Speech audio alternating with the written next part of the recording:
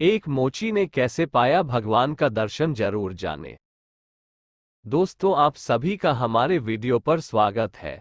आज हम आपको एक मोची के बारे में बताते हैं जिसकी भक्ति से प्रसन्न होकर भगवान ने उसे दर्शन दिए। दोस्तों, भक्ति में इतनी शक्ति होती है, अगर आप सच्चे मन से भगवान की भक्ति करते हो तो निश्चित ही भगवान आपसे प्रसन्न हो जाते हैं। और ईश्वर की भक्ति करके तो मनुष्य मोक्ष को प्राप्त कर सकता है। जैसा कि आप सभी को मालूम होगा कि हम सबकी आत्मा उसी परमात्मा का एक अंश है, और इस आत्मा को तब तक मुक्ति नहीं मिल सकती है जब तक कि हमारी यह आत्मा उस परमात्मा में विलीन नहीं हो जाती है। दोस्तों, आप सभी ने मीराबाई, भक्त प्रहलाद, बालक ध्रुव की भक्ति के बारे में जरूर सुना होगा। जिन्होंने अपनी भक्ति के बल पर भगवान का साक्षात्कार किया, उनको प्राप्त किया। आज मैं आपको एक मोची की ऐसी अद्भुत भक्ति के बारे में बताऊंगा जिसने अपने भक्ति के बल पर भगवान को अपने समक्ष आने पर मजबूर कर दिया, और भगवान ने स्वयं आकर उसे दर्शन दिए। दोस्तों, एक बार की बात है, पृथ्वी लोक पर नारद जी भ्रमण कर रहे थे। तभी उन्होंने देखा कि एक मोची जूता सिल रहा था और नारायण नारायण का जाप कर रहा था। नारायण का जाप करते करते बीच बीच में रोने भी लगता कि भगवान हमें कब दर्शन दोगे। तो उस मोची के पास से नारद जी गुजर रहे थे। तभी मोची ने नारद जी को देखा और उनसे कहा कि हे नारद जी, आप तो भगवान के पास आते जाते रहते हैं, आप भगवान से पूछकर बताइए कि वो हमें कब दर्शन देंगे। नारद जी बोले कि ठीक है, मैं तुम्हें भगवान से पूछकर बताऊंगा। नारद जी आगे बढ़े तो जंगल में एक साधु तपस्या कर रहा था। उस साधु ने भी नारद जी को देखकर उन्हें बुलाकर उनसे कहा कि हे देवर्षि नारद, आप भगवान के पास आते जाते रहते हैं, आप उनसे पूछकर बताइए कि वो हमें कब दर्शन देंगे। देवर्षि नारद ने कहा कि ठीक है, मैं भगवान से पूछकर तुम्हें बता दूंगा कि वो तुम्हें कब दर्शन देंगे। उसके बाद देवर्षि नारद भगवान नारायण के पास पहुंचे और भगवान से कहने लगे कि हे प्रभु, अभी मैं पृथ्वी लोक से दो भक्तों से मिलकर आ रहा हूं। तो भगवान ने कहा कि उन्होंने क्या कहा। तब देवर्षि नारद ने कहा कि प्रभु, उन दोनों ने मुझसे कहा कि आप भगवान से पूछकर बताओ कि वो हमें कब दर्शन देंगे। तब भगवान ने कहा कि जाओ और दोनों से कह दो कि पीपल के एक पेड़ में जितने पत्ते होते हैं उतने जन्मों के बाद मैं उनसे मिलूंगा। तब देवर्षि नारद सबसे पहले उस बाबा के पास आए जो कि जंगल में पीपल के पेड़ के नीचे भगवान की तपस्या कर रहा था।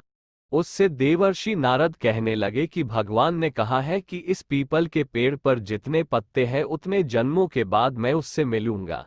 ये सुनकर वह बाबा बहुत आश्चर्यचकित हो गया और कहने लगा कि भगवान के दर्शन पाना तो बहुत मुश्किल है, तब तो ये भक्ति और तपस्या हमारे बस की नहीं है। अब आप ये माला पकड़िए और मैं अब चला अपने घर। ये कहकर वह बाबा तपस्या छोड़कर अपने परिवार के पास चला गया।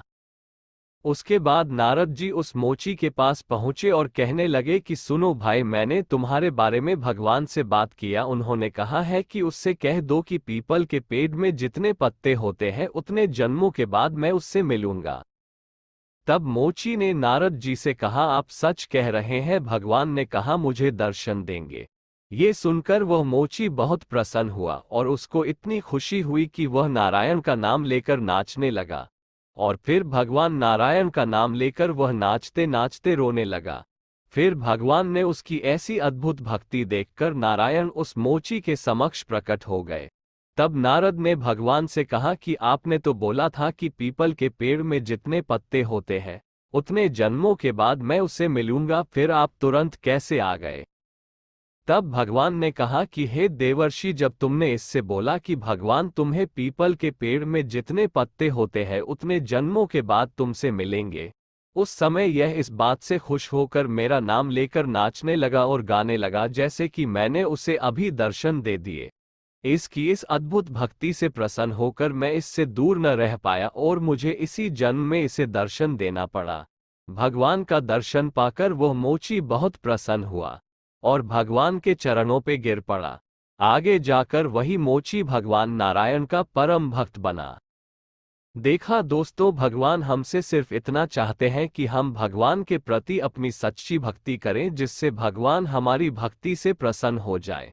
उनकी नज़र हमेशा हम पर रहती है। भगवान बहुत दयालु होते हैं। इसलिए दोस्तों, भगवान की भक्ति हमेशा सच्चे मन से ही करें, जिससे भगवान हमसे हमेशा खुश रहते हैं। दोस्तों, हमारा मूल उद्देश्य है कि आपके जीवन में खुशियां ही खुशियां हो और आप और आपका परिवार हमेशा खुश रहें। अगर हम आपकी लाइफ में इस वीडियो के माध्यम से थोड़ी सी भी खुशी दे सकें तो हमारा उद्देश्य पूरा हो जाएगा। क्योंकि अगर आप जिंदगी में दूसरों को खुशी देंगे तो आप देखना, निश्चित ही भगवान आपको भी खुशियां देगा।